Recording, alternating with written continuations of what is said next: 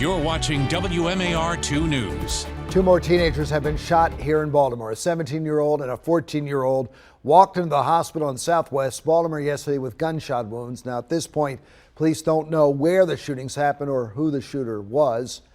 And when we take an in-focus look and dig a little into the data, more than 12% of our murder victims this year have been teenagers. And breaking these 24 victims down by age, the youngest we've seen in this range so far this year is 15, though we have seen children younger than 12 murdered in the city this year.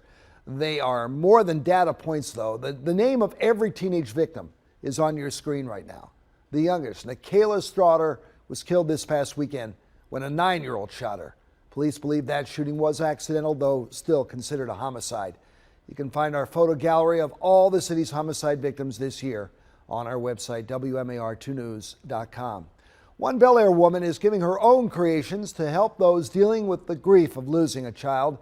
After watching the news of the shooting in Uvalde, Texas, former substitute teacher JUDI right here decided to crochet hearts for families of children and teachers that were killed. It all started as a self-taught hobby about 3 years ago, watching YouTube videos, and has now turned into something to help those suffering from trauma.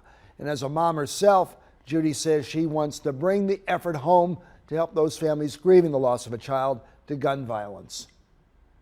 Just by looking at it and looking at the heart and looking at the wings and the heart on top of that, you know, it just would hopefully bring them joy. Well, JUDI says, and the experts say, that small gestures like this one can help those grieving realize that they are not alone.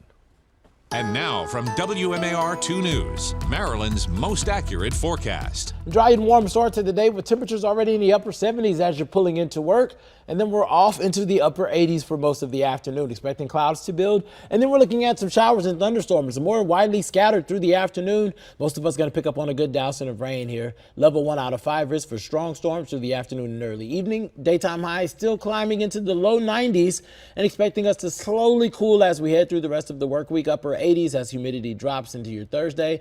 Nice and sunny with lower numbers for your Friday and Saturday, with clouds building and hanging out in the mid 80s through Tuesday. All right, click with us online at WMAR2news.com for updates on top stories and breaking news. Also for news and weather while you're on the go, download the WMAR 2 News app in the App Store. Thanks for watching. I'm Jamie Costello.